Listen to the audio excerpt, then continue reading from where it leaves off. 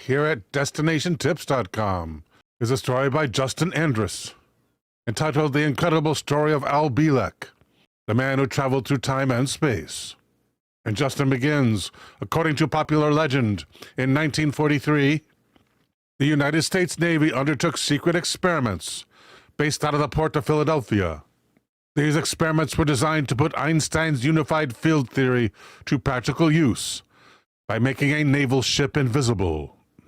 While conspiracy theorists debate the existence of the Philadelphia experiment, one alleged survivor of the scientific outing, Al Bielek, maintained that the Navy's purpose was entirely different. According to Bielek, the true purpose of the Philadelphia experiment wasn't in invisibility, but in time travel.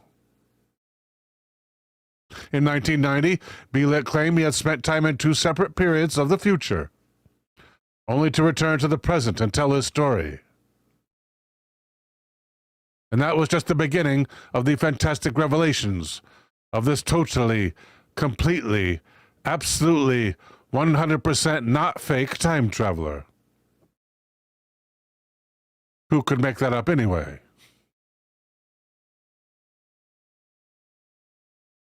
A peculiar child, by his own words, Al Bielek was born in 1927 to an otherwise wholesome family. He says his first memory came at a Christmas party when he was just 9 months old. He found he was able to fully understand the adults talking in the room around him. Growing up, he says he was known as a walking encyclopedia, easily distinguishing himself among his classmates. And what is all this stuff here? Do we have a link to go to part 2 here? Where is it? There we go, next.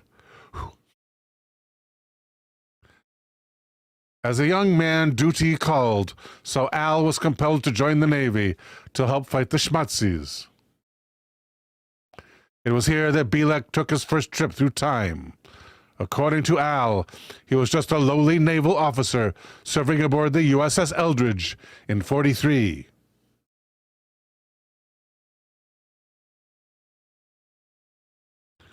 In later years, the Eldridge would become famous for supposedly harboring the Philadelphia experiment.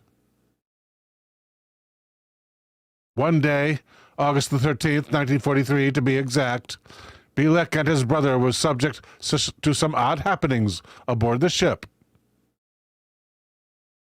They jumped to safety, only to land in the year 2137. While in 2137, Bielek was treated for radiation injuries through a highly advanced series of treatments that relied on vibration and light.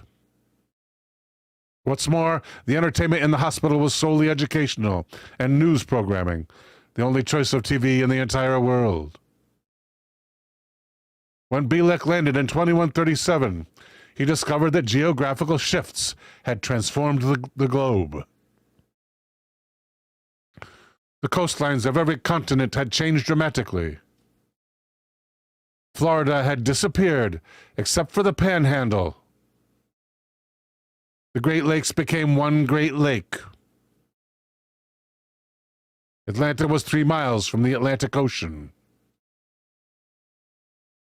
I assume he means Atlanta found itself suddenly 3 miles from the Atlantic Ocean. In 2137, Bielek said that the United States infrastructure had been completely destroyed. The central government was a total thing of the past. Both Canada and the United States were gone, ruled over with a kind of locally enforced martial law. According to Bielek, around 2005, the U.S. and Europe banded together to fight off the combined threat of China and Russia. The resulting war killed billions of people. The total population of the world will be only 300 million, and essentially ruined the world's governments. From there, Bielek says he was sent forward to the year 2749. There he stayed for 2 years before being transported back to 2137 to pick up his brother.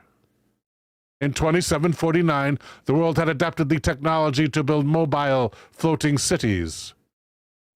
Government of any kind was non-existent. Everything was run by AI, or the AI called the Synthetic Intelligence Computer System, and it worked telepathically. Keep forgetting the next button. Bielek stated there were no wars in 2749 because, according to him, wars were practically impossible. There were no military or soldiers, navy or any air force, so any conflict between countries was irrelevant. Bielek reported that no one needed money in 2749, simply that there was no need to have it. Everyone had their own credits, which allowed them to buy everything they wanted at any time. So at this point, Bielek is sent back from 2749 to 2137 to pick up his buddy. I think they mean his brother. From there, the duo are transported to 1984, where they meet Dr. John von Neumann, who convinces the two men to travel back to their original time, 1943, in case you're lost, and stop the Philadelphia experiment from ever happening. The two men agree, they go back, and they got the job done. After his time in the Navy, Bielek completed his education in electronics. Soon, though, he found himself contracted out to various military contractors, who slowly took the young electronics whiz into their confidence. They revealed to him that the U.S. military was actively involved in adapting alien technology and forwarding research on psychic operations. Soon after, Bielek was recruited by the Montauk Project. Though Bielek was working a job in California, his importance to the Montauk Project was so great that he was given access to the super-secret network of high-speed trains running under the country.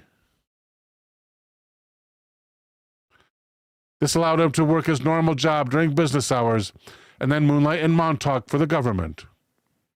Of course, once the time tunnel was perfected, he could just teleport back and forth. Throughout the 1970s, Bielek was the program director for the psychics who worked in Montauk. In that capacity, he exerted considerable control over the project and was even afforded some first-rate business trips. Bielek went to Mars on several occasions. He remembers several other trips he took with teams to a research station in 100,000 years BC.